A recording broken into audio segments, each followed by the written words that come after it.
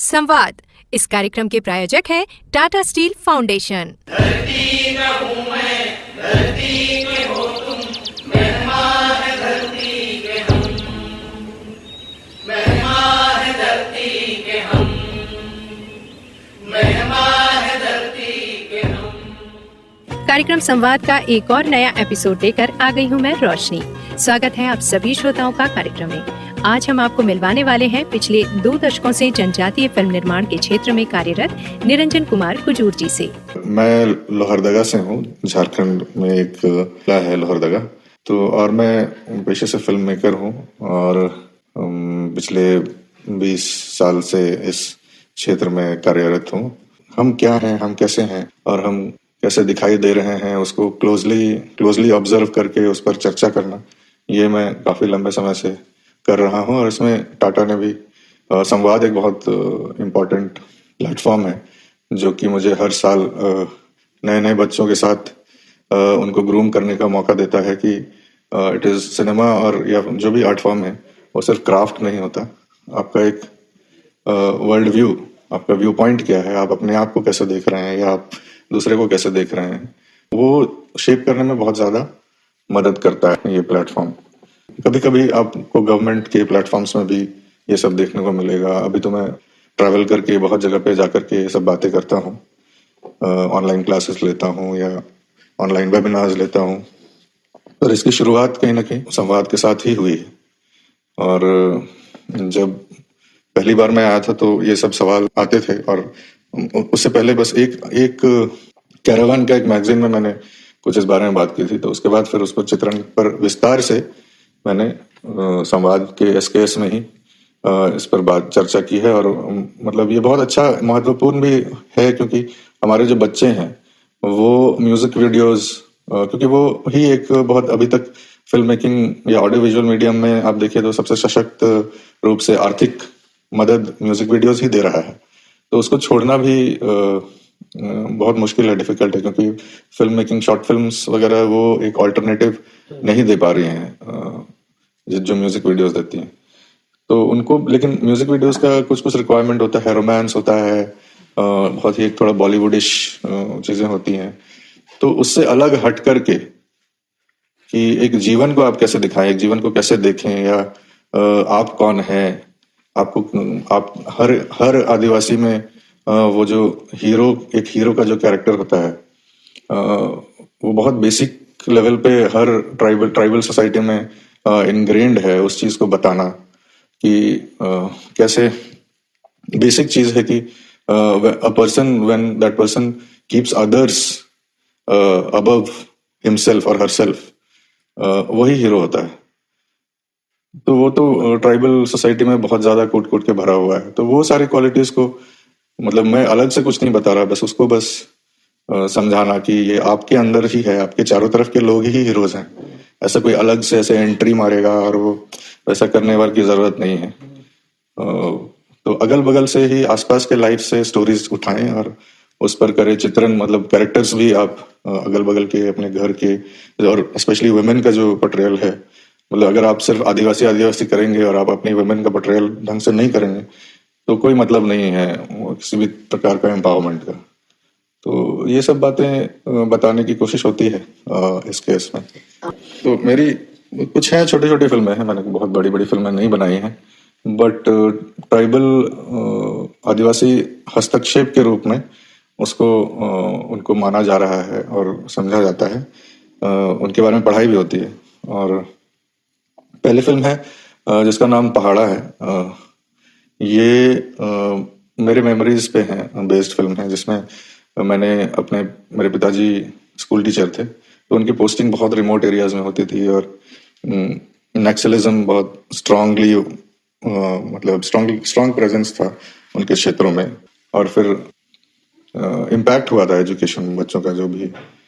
तो उस पे वो सब मेमोरीज जो मेरे बचपन की थी और जो मैं सुनता था, ओवर हियर करता था मम्मी पापा के कन्वर्सेशन को, क्योंकि 1 रूम हाउस था, तो वो सब को लेकर के ही वो फिल्म थी। और उसमें हमारी जो बचपन की जो शैतानियां वगैरह थी वो सब भी थी। और भी मतलब बहुत कुछ है उसमें, आप देखोगे तो वो सब कुछ नहीं बता कहाँ सकता मैं। देखेंगे? ये यूट्यूब में मैं सारी फिल्में जब फेस्टिवल राउंड्स हो जाती हैं तो उसको मैं यूट्यूब में डाल देता हूँ, अच्छा। क्योंकि जनता की ही फिल्म है। और तो वो फिल्म जो है उसने मुझे पहला रिकग्निशन दिया था international film festival of India IFFI में, इंडियन पैनोरामा में। वो पहली फिल्म थी जो झारखंड से सेलेक्ट हुई थी। तो वो समय था जब माँ बाप को लगा था कि, क्योंकि मीडिया वगैरह में बहुत आ रहा था, रेडियो में आ रहा था, तो माँ बाप को लगा था कि चलो, उनको नहीं समझ में आता मैं क्या कर रहा हूँ, तो उनको लगा कि चलो कुछ जो कुछ भी कर रहा है ठीक ठाक कर रहा है। तो फिर उसके बाद से फिर घर में उससे पहले सब डांटते रहते थे कि क्या तुम वीडियोग्राफर बनने जा रहा है, तो शादी का वीडियो, वेडिंग फोटोग्राफर या वेडिंग वीडियो बनाने के लिए ट्रेन होने जा रहे हो, इसीलिए तुमको इतना पढ़ाया लिखा है ऐसा। तो मैं बोलता था कि ऐसा नहीं है, मैं फिल्म बनने जा रहा हूँ जो भी। तो उसके बाद उनको एक विश्वास हुआ।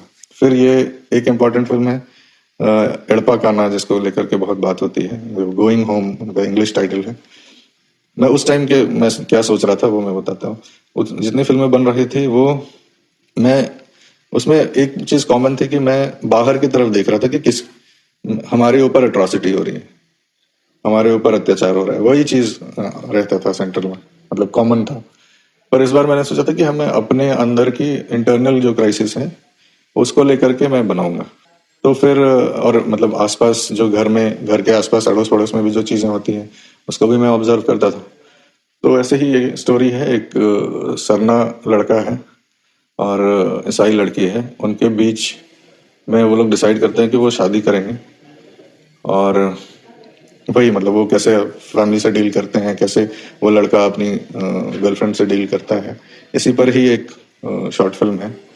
और वो फिल्म भी दूसरी फिल्म थी झारखंड से जो international film festival of India में गई इफी में। तो कुड़ुक भाषा में 2 फिल्में हैं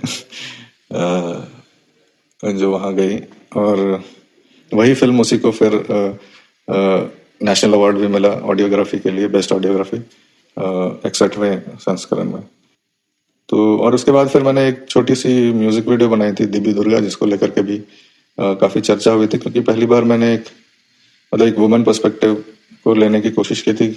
आइडिया बहुत सिंपल रखा था मैंने कि I just wanted to portray a day in a woman's life in adivasi society.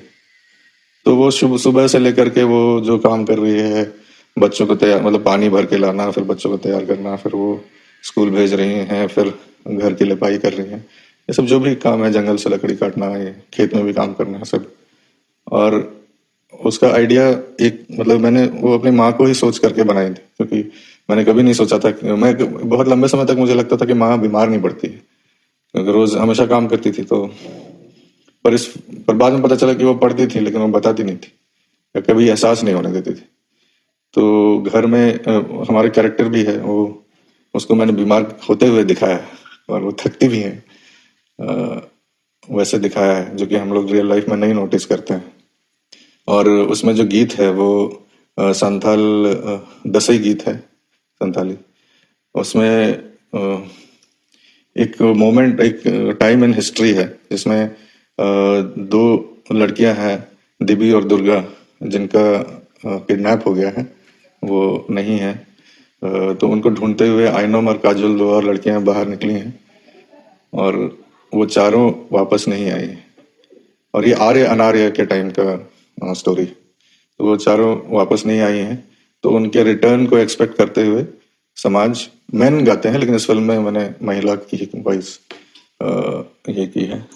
तो जो क्रिएटिव फ्रीडम लिया है मैंने तो अलग ट्रीटमेंट है, और सोलो सिंगिंग किया है, वो इसमें नहीं है, कोरस में नहीं है। तो वो है वो, क्योंकि एक टाइम था जब वो ऐसे बाहर जाती थी, और एक वीरता का ही गीत है ये। और वो चीज अभी, वीरता तो है लेकिन वो एक चक्र में फंसी हुई महिला के साथ उसको क्लब किया था। तो ये भी इंटरनेशनली काफी ट्रैवल की, और जहाँ पे वो म्यूजिक गाने के ऊपर किया था, और लेकिन उसको as a short film select होती थी ये फिल्म सरप्राइजिंगली। तो ये एक बड़ा अच्छा लगता था मुझे। अभी भी फिल्म को लेकर के तो अभी भी रिबेल करना ही पड़ता है। फिल्म या किसी भी आर्ट फॉर्म में आगे बढ़ने के लिए आपको थोड़ा फैमिली से रिबेल करना ही पड़ता है, क्योंकि वो थोड़ा इनकन्वेंशनल पाथ है और वो डिफिकल्ट पाथ हमेशा से रहेगा। आर्ट वो शुरुआत से ही है ऐसा।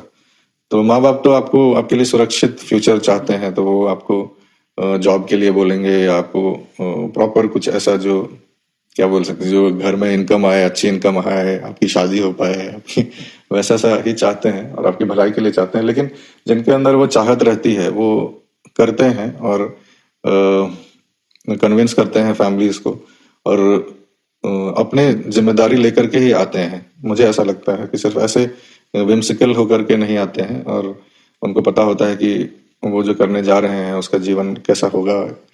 और उसमें definitely the number of people entering this field has increased exponentially, क्योंकि उससे पहले जैसे हम लोग थे तो उस टाइम सिर्फ हम ही लोग थे, 2-3 लोग ही थे। और लेकिन अभी आप देखिए तो बहुत ऐसे बाढ़ सी आई हुई है और इस केस में ही देखिएगा तो आपको समझ में आएगा कि कितने लोग आते हैं यहाँ पर। फिर अभी हम लोगों ने एक फिल्म फेस्टिवल भी वहाँ झारखंड रांची में कराया, उसमें भी बहुत सारी एंट्रीज आई, बहुत सारी फिल्में हमने दिखाई। तो आदिवासी सिनेमा जो है वो उसका ग्रोथ हो रहा है और बहुत अच्छे से क्या बोले, अच्छी ग्रोथ हो रही है। ऐसा नहीं कि बहुत स्टंटेड ग्रोथ हो रही है या ऐसे पता नहीं मर जाएगा, ऐसा नहीं है। It's growing it's a very healthy growth which I can see study.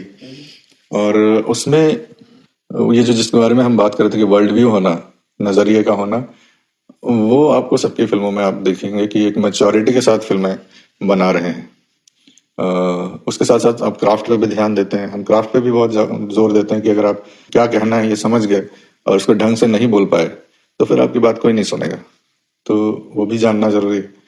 तो उसीलिए अभी देखिएगा कि इस बार का भी आप देखिएगा तो मुझे लगता है पिछली बार भी क्वालिटी सिनेमा आई थी और हर बार हर SKS या हर बार हम देखते हैं ओवरऑल मतलब आदिवासी सिनेमा जो इस देश का हो रहा है वो बहुत इम्प्रूव करता हुआ दिख रहा है। मतलब हर चीज में टेक्निकली, स्टोरीज, वर्ल्ड व्यू, मतलब डेप्थ ऑफ क्या बोलते हैं फिलॉसफी, सब कुछ बहुत स्ट्रांगली आ रहा है। पर मुझे यही लगता है कि जब ये माहौल बन रहा है तो धीरे धीरे करके मुझे लगता है अब नई फंडिंग एजेंसीज भी खुलनी शुरू होंगी, जहाँ पे उतना स्ट्रगल नहीं करना पड़ेगा या शायद थोड़ा मतलब ऐसा नहीं होता कि फंडिंग एजेंसीज खुल गई तो सब कुछ ठीक हो गया, ऐसा भी नहीं होता है।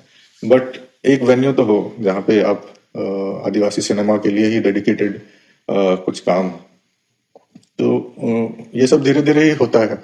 जितना उसकी पॉपुलैरिटी या डिमांड बढ़ेगी उतने और भी वेन्यूज आएंगे। और जिस तरीके का सिनेमा आ रहा है वो क्या बोले, दे आर नॉट लाइक मतलब ऐसे ही मजाक में बनाए या हल्के में बनाई हुई फिल्में नहीं आ रही। Quite seriously made films, even simple films, but made quite well, वैसे आ रहे हैं। तो मुझे बहुत उम्मीद है और मुझे बहुत ऐसे पॉजिटिव हूँ इस चीज को लेकर के कि आने वाले कुछ सालों में हम और फीचर फिल्म्स थिएटर्स में लगते हुए देखेंगे। संवाद कार्यक्रम में अभी आप सुन रहे थे जनजातीय फिल्म निर्माता निरंजन कुमार कुजूर को। अब मुझे यानी रोशनी को दीजिए इजाजत, लेकिन जाने से पहले हम आपको बता दें कि ये कार्यक्रम प्रतिदिन आप सुनेंगे इसी समय इसी चैनल पर। साथ ही टाटा स्टील फाउंडेशन के YouTube चैनल पर भी ये कार्यक्रम आप सुन सकते हैं। अगली मुलाकात तक के लिए अब मुझे यानी रोशनी को दीजिए अनुमति। नमस्कार, जोहार।